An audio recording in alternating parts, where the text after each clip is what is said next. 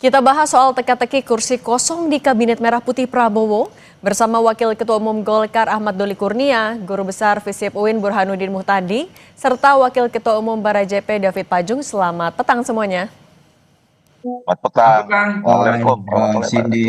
wabarakatuh. Oke, saya mau ke Mas Burhan. Mas Burhan, ini lama loh hitungannya masih kosong kursi Menpora sama Polhukam. Ini sebenarnya Presiden lagi ada pertimbangan kompleks atau justru lagi hitung-hitungan jatah parpol? Eh, Begini ya, ada dua pos kementerian yang kosong. Dugaan saya dua kementerian itu di reshuffle dalam posisi yang relatif dadakan. Jadi ada kejadian luar biasa yang membuat Presiden harus mereshuffle dua pos kementerian itu, tapi penggantinya belum disiapkan.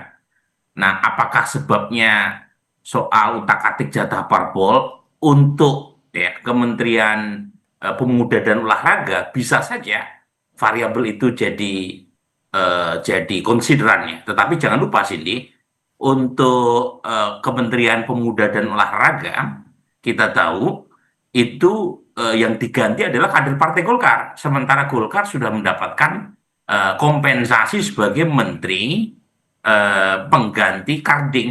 Berarti Jadi udah fix Karding gak Golkar ini lagi? ya, jadi Karding ini kan menteri dari PKB, tetapi pintu masuk menjadi bagian dari kabinet Prabowo tahun lalu itu bukan melalui PKB. Dan karenanya tidak ada semacam fatsun politik buat Pak Prabowo untuk mengganti Karding dari PKB. Makanya diambillah Mukhtarudin yang notabene adalah kader Partai Golkar. Jadi kalau misalnya pengganti Dito itu dari kader Partai Golkar, itu kemenangan ada di Bang Doli. Tetapi karena sudah mendapatkan jatah sebagai pengganti Menteri Perlindungan Tenaga Kerja, bisa saja pos Kementerian Pemuda dan Olahraga itu diberikan kepada partai atau kalangan yang merupakan proksi dari Presiden Prabowo sendiri. Oke. Nah kalau Bang Doli ini kan kan ini adalah hak prerogatif dari Presiden, tapi kan masih kosong nih jatahnya. Apalagi Golkar 5 tahun terakhir ngisi Menpora, udah ngusulin belum nama ke Prabowo. Tapi jangan dijawab dulu, kita akan kembali lagi usai jeda.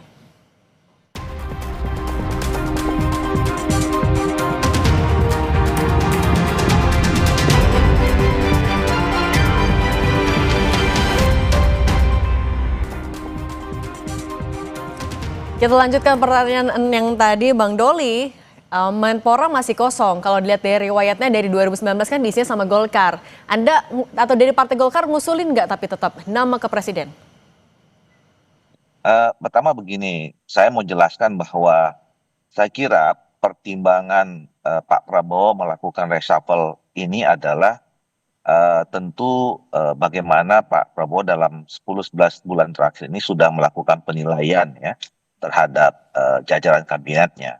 Dan kemudian kemarin juga ketika ada peristiwa 25-28, ada tuntutan koreksi ya 17+8 dan lain-lain itu dijadikan momentum kemudian untuk melakukan reshuffle, termasuk untuk menghadapi tahun kedua pemerintahannya.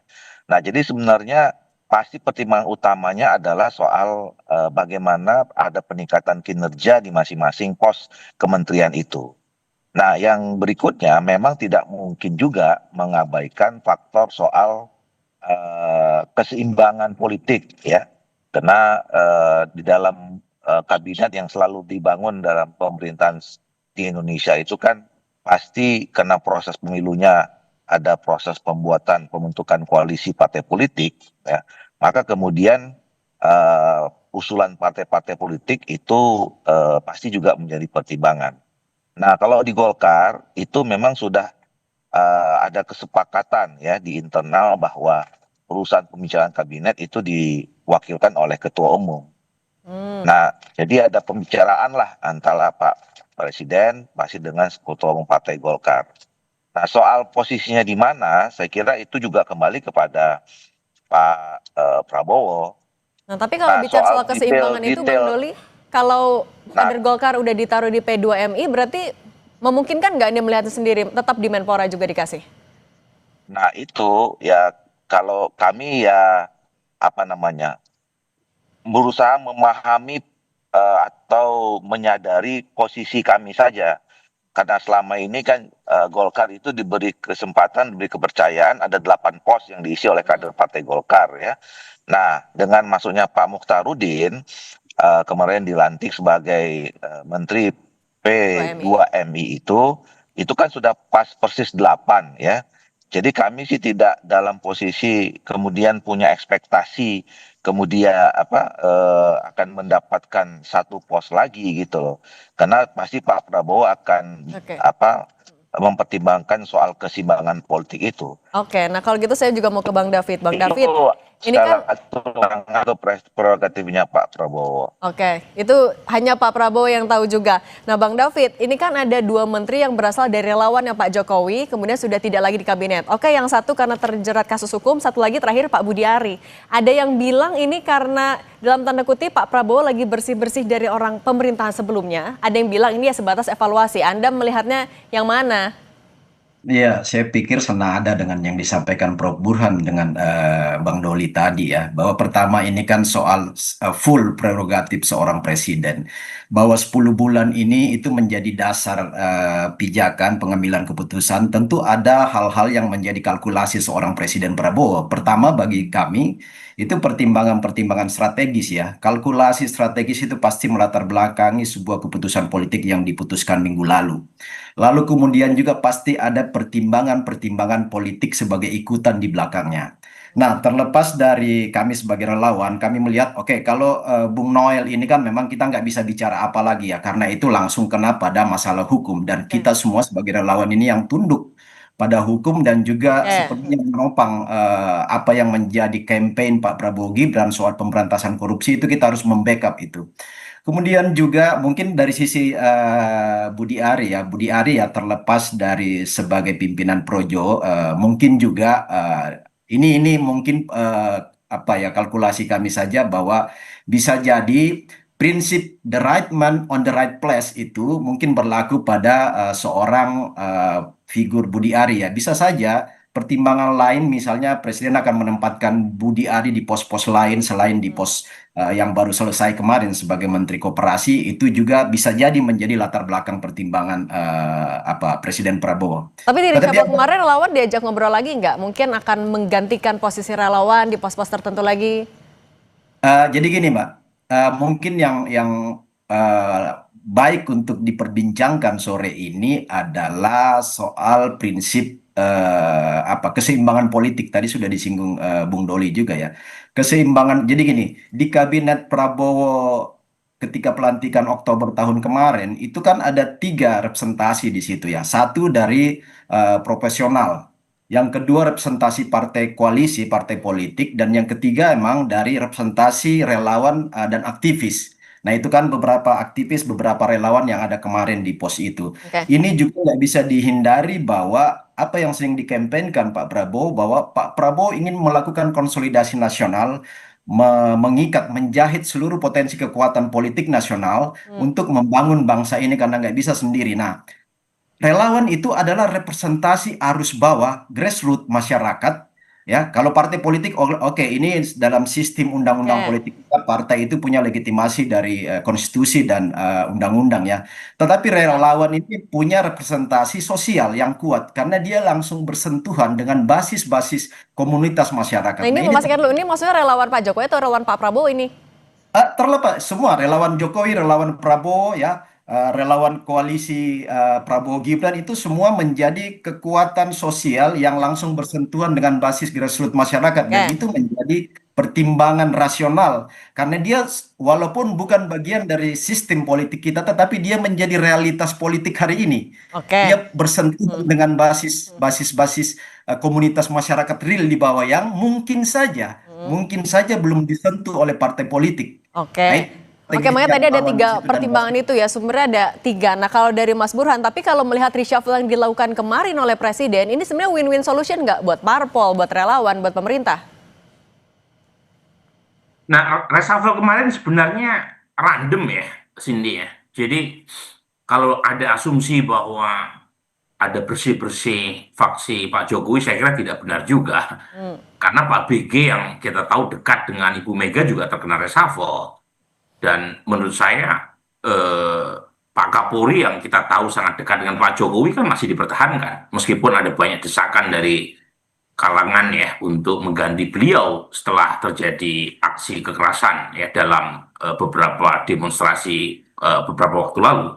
Jadi artinya random saja, pertimbangannya tidak dalam rangka menghabisi geng-geng politik tertentu, tetapi lebih dugaan saya ya ada beberapa variabel. Pertama berkaitan dengan eh, demonstrasi beberapa waktu lalu. Jadi yang kedua karena munculnya kementerian baru, Kementerian Haji dan Umroh, yang kemudian dipakai momentumnya oleh Pak Prabowo untuk sekaligus melakukan reshuffle di beberapa kementerian yang lain gitu.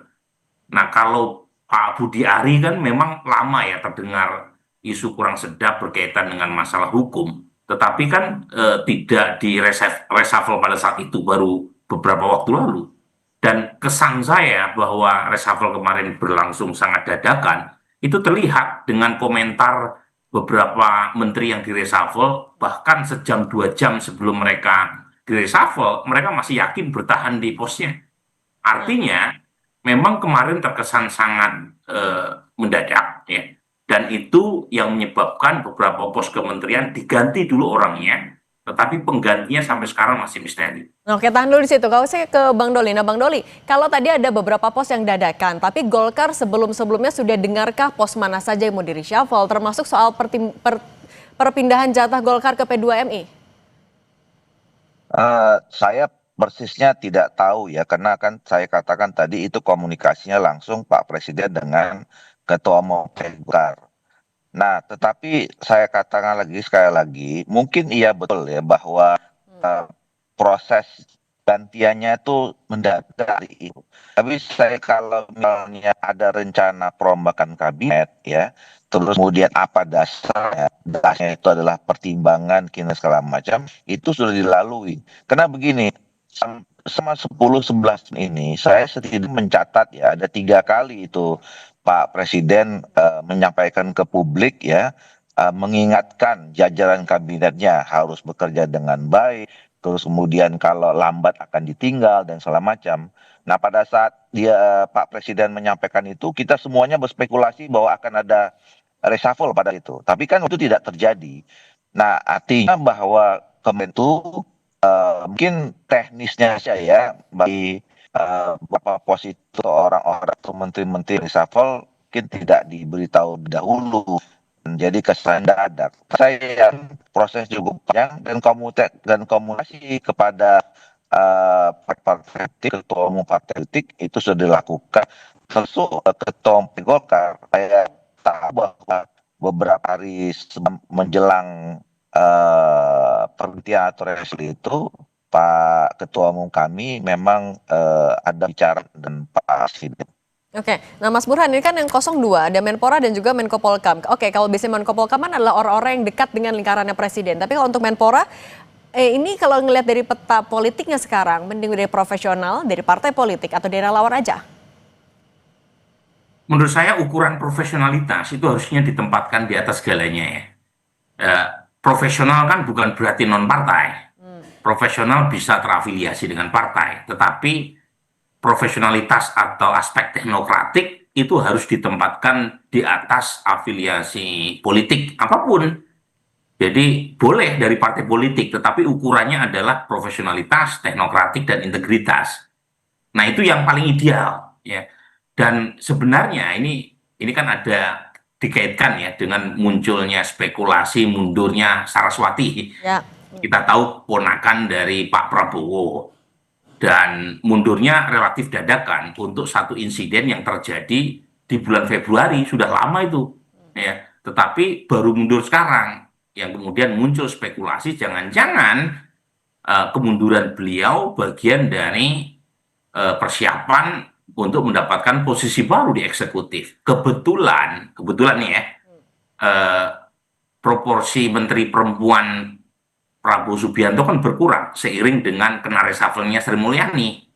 Saat yang sama ya, Saraswati perempuan, dan kita tahu ya Saraswati bukan bagian dari tadi seiring dengan kompensasi buat Partai Golkar untuk posisi mengganti Menteri Karding, maka tidak ada semacam kewajiban, tanda kutip ya, buat Presiden untuk mengganti Menteri Menpora dari Partai Golkar.